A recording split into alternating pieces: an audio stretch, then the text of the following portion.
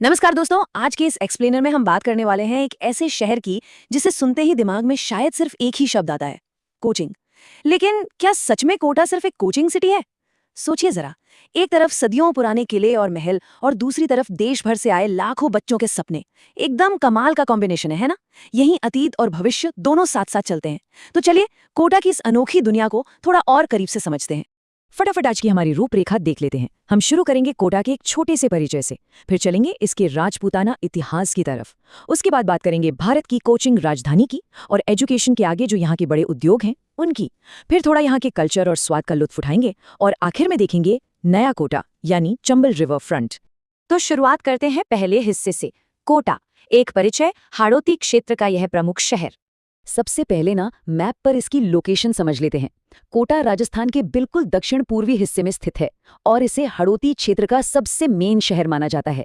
इसके आसपास आपको बूंदी, बारां और झालावाड़ जैसे जिले मिलेंगे और इन सब के बीच से गुजरती है शानदार चंबल नदी, जो इस पूरे इलाके को एक अलग ही खूबसूरती देती है। एरिया की बात करें तो ये करीब 5,446 वर्ग किलोमीटर में फैला है और 2011 के आंकड़ों के हिसाब से यहाँ की आबादी करीब 19.5 लाख थी।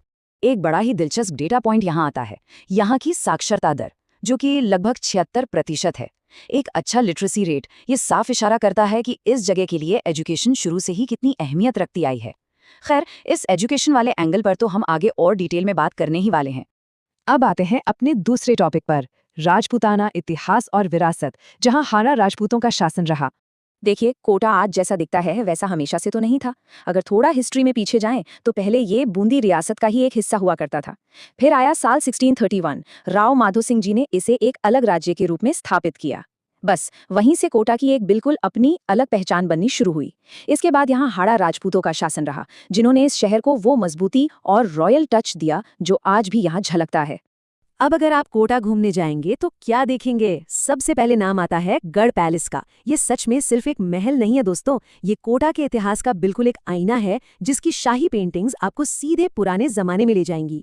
फिर है चंबल गार्डन। नदी के किनारे शाम के वक्त इसका नज़ारा वाकई लाजवाब होता है और यहीं से आपको हैंगिंग ब्रिज का वो शानदार व्यू भी मिलता है। और हाँ, अगर आपको नेचर से प्यार है तो गडेरिया महादेव जाना तो बनता है। यहाँ से चंबल नदी घूमती हुई ऐसी दिखती है ना कि आप बस देखते रह जाएंगे।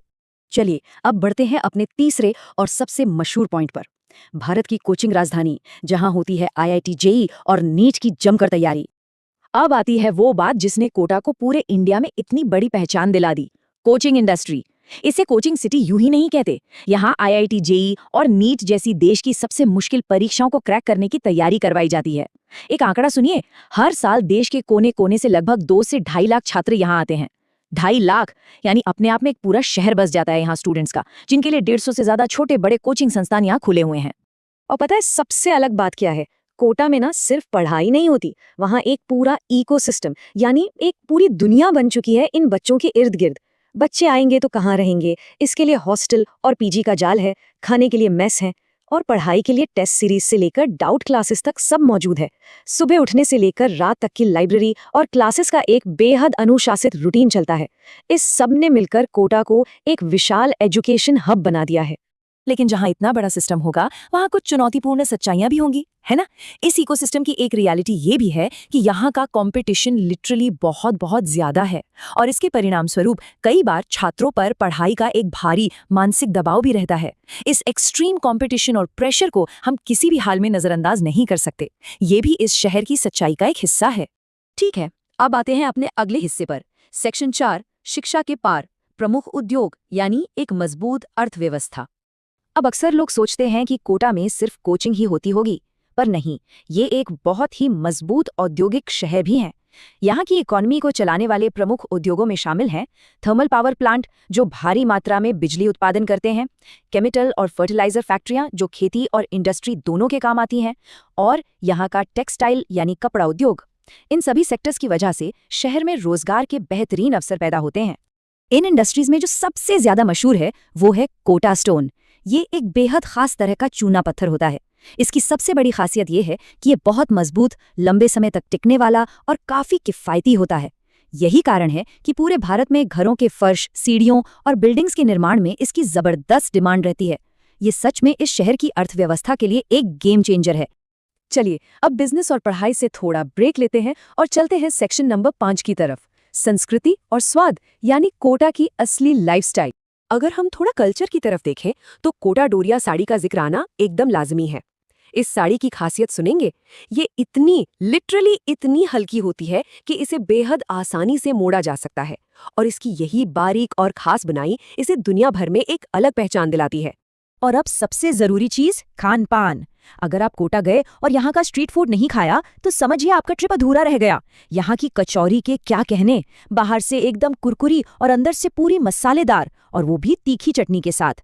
फिर आता है मिर्ची बड़ा, बेसन में तली हुई हल्की तीखी मिर्च, और मिठास के लिए गाढ़े दूध से बनी हुई एकदम रिच और क्रीमी रबड़ी। शाम ढलते ही यहाँ के फूड स्टॉल्स पर ऐसी भीड़ लगती है ना, जहाँ लोकल लोग और स्टूडेंट्स सब मिलकर स्वाद का मजा लेते हैं। ये नज़ारा सच में शहर की लाइफस्टाइल को दिखाता है। अब आते हैं आज के आखिरी सेक्शन पर, नंबर 6, नया कोटा यानी चंबल रिवर फ्रंट और शहर का भविष्य। किसी भी शहर को चलाने के लिए प्रशासन अहम होता है, तो फटाफट थोड़ी सी एडमिनिस्ट्रेटिव डिटेल भी देख लेते हैं। ये कोटा संभाग का मुख्यालय है। राजनैतिक रूप से देखें तो इस जिले में 6 विधानसभा सीटें हैं और 1 लोकसभा सीट है जिसे कोटा बूंदी के नाम से जाना जाता है। और दोस्तों, आजकल कोटा में जिस एक डेवलपमेंट की सबसे ज्यादा चर्चा है ना, वो है चंबल रिवर फ्रंट। यहाँ शानदार घाट, अद्भुत लाइटिंग और बिल्कुल आधुनिक डिजाइन तैयार किया गया है, जो सच में मन मोह लेता है। ये बहुत ही तेजी से एक प्रीमियम और नया टूरिस्ट स्पॉट बनकर उभर रहा है। तो दोस्तों, इस पूरे एक्सप्लेनर के बाद एक बात तो बिल्कुल साफ हो जाती है, कोटा सिर्फ एक कोचिंग सिटी के लेवल तक सीमित नहीं है। ये एक ऐसी जगह है जहां एक बेहद अमीर इतिहास है, एक वाइब्रेंट कल्चर है, मजबूत इंडस्ट्रीज हैं और एक बहुत ही शानदार भविष्य भी।